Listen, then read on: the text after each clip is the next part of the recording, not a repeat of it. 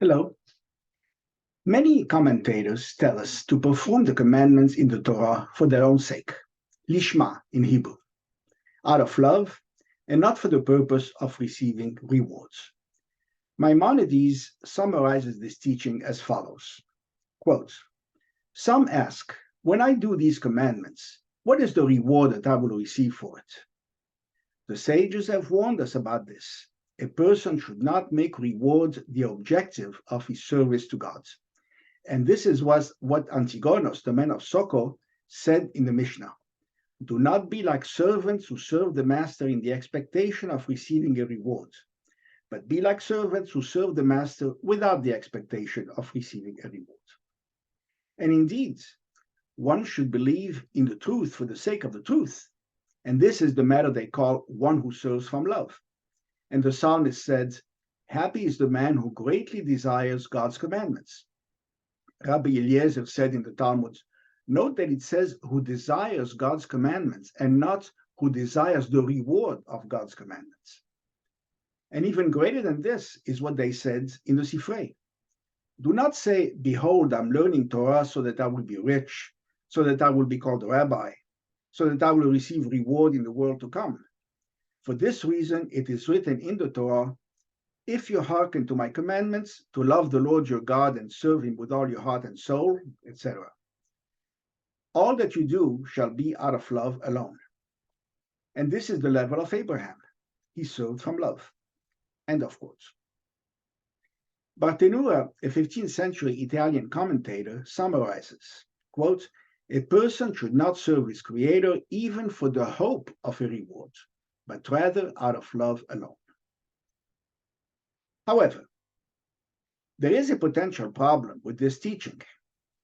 God plainly stated again and again in the Torah that the covenant, the brit, is a quid pro quo. If we Jews do our part, God will do his. This is the very meaning of the word covenant. It's a two-way street.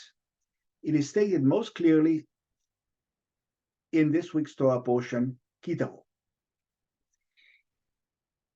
If you fulfill the commandments, God will place you supreme above all the nations of the earth. Blessed will be the fruit of your womb, your soil, your livestock, your basket, and your kneading bowl. Blessed shall you be in your comings, and blessed shall you be in your goings. God will cause your enemies to be beaten. He will establish you as his holy people.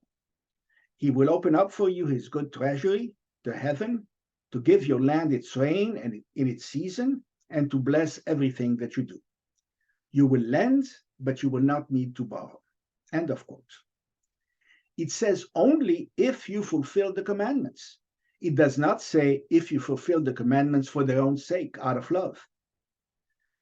Of course, one can argue that it is better, nobler, holier, more wholesome, not to expect rewards for the things we do, not to look forward to them, not to work specifically for them. But is there really a need to make those who do things for rewards feel small, mercenary, guilty, second class, ashamed, unworthy? Covenant means contract, deal, two-sided agreement. Isn't it the very basis of Judaism? Besides, the Midrash tells us that it's human nature to have an evil inclination, and that it's even good. Quote, Nachman said in Rav Shmuel's name, when the Torah said, and behold, it was very good, it refers to the evil inclination. Can the evil inclination then be very good? That would be extraordinary. Yes, because without the evil inclination, no man will build a house, take a wife, beget a family, and engage in work. So said King Solomon in Ecclesiastes. And I saw that all labor and all achievement in work was the result of man's envy and rivalry with his neighbor. This is a severe indictment of mankind.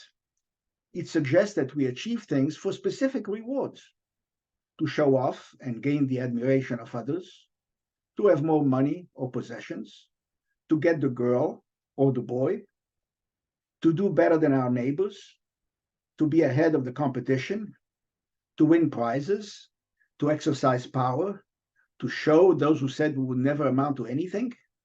or to leave worthy deeds behind so as to ensure we're remembered after we die. None of this is altruistic, but without these base incentives, we would not achieve anything. There would be no progress. They are essential for the continued existence of the world. The driving force behind all our successes is bad impulses, not love of God or of Judaism.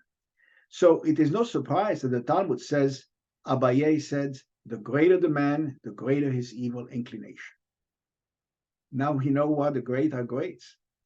Their means and motivations are not always honorable. So apparently everything we do in life is for a reward of some kind. That's how we're wired. Also, note that the reward is always relative. The Mishnah says, Ben Hehesed, the reward is according to the labor. Thus, mitzvot that require more effort count for more. A Jew raised Orthodox who stays Orthodox earns less credit than one who becomes Orthodox as an adult, because it's much easier for him. So how do we reconcile these two lines of argument? Our tradition in the Talmud suggests the following resolution. Quote, Rav Yehuda said that Rav said, a person should always occupy himself with Torah and good deeds, even if it is not for their own sake, because doing so will lead him eventually to performing them for their own sake. End of quotes. Thus, performing commandments in the expectation of the promised rewards is a good start, not to be minimized. Later, we will naturally come to performing them for their own sake. Shabbat Shalom.